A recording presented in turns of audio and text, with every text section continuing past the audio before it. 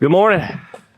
Good to see you. Oh, sorry. Let's do this again. He wasn't ready for a shake hands. We're going to do it again. That'll be. I'm going to stop him real quick. Sorry. He's talking to the camera. Yeah, Talk to me. Oh. So let's do a conversation. So it's just, you don't have to worry about the camera. It's me and you talk. So let's redo that. Here we go. Good morning. Morning, Victor. How are you? Good. How are you? This is Ron Dunaway. He is the city director for City for the Nations. And just tell me a little bit what y'all do and how you got involved. I joined City for the Nations 2 years ago, June of 2023. My country of emphasis is Chad, Africa, which is kind of crazy to think about, but I've fallen in love with Chad. So we are planting churches in North Africa. And so, yeah, it's really been exciting couple of years. I've only been over there once. Really? Going to Chad and from coming out of Chad. Right. I'm kind of hard-headed, so it really took me a long time to see what God was showing me through taking a 68-year-old and sending him to Chad, Africa. In the Bible, nations is mentioned. One guy says 500 times, another guy says 1,000.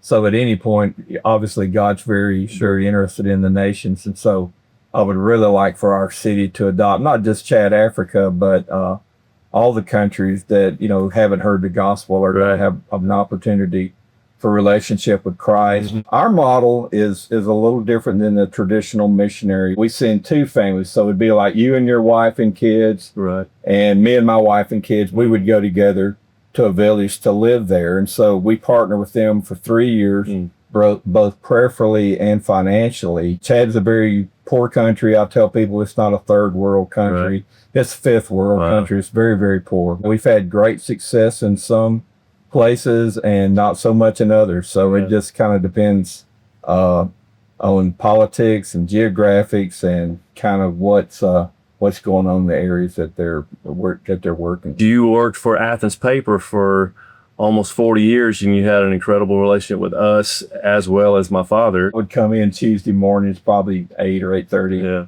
And he's already been here since. He'd already been here 4 a.m. probably. 4 a.m. And he was always back by the laminator. Yeah. Y'all had some big job that you were doing for somebody in Research Park. Yeah. And Jim and I would stand by that laminator, and he would work, and I would talk about everything from you and Natalie to the business to what are the other guys in town doing. Everybody wants to know what their competition is doing. I was a commission salesman. I was like you, raising 2 kids, had a wife, and so I was always trying to get the other guys business. So I would say, hey Jim, what about so and so and so and so? Now Ron, I buy that from Brandon.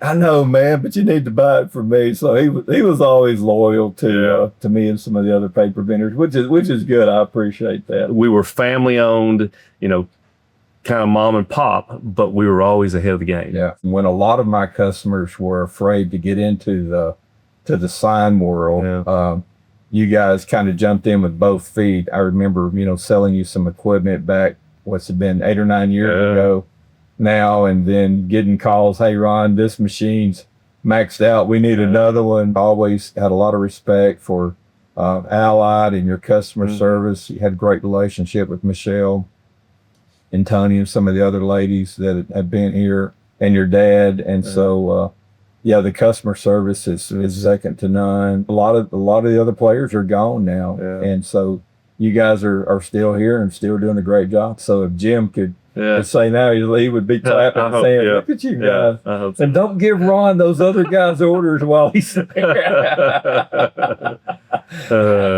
Thank you for coming today, Ron. It's good seeing you. Good talking to you. You inviting me to be here. Yeah, glad to have you here. 3, And awesome. 2, Thank you. 1.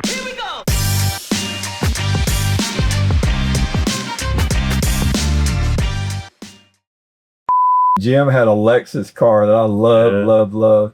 And I kept telling him, I said, Jim, if you ever get ready to sell that car, I want to buy it. So one time I went on vacation, I came back, and Jim had a new car. He sold it. Jim, where's my car? He said, I sold it. I didn't know you wanted it. He didn't buy a lot of nice things, but he liked a nice car.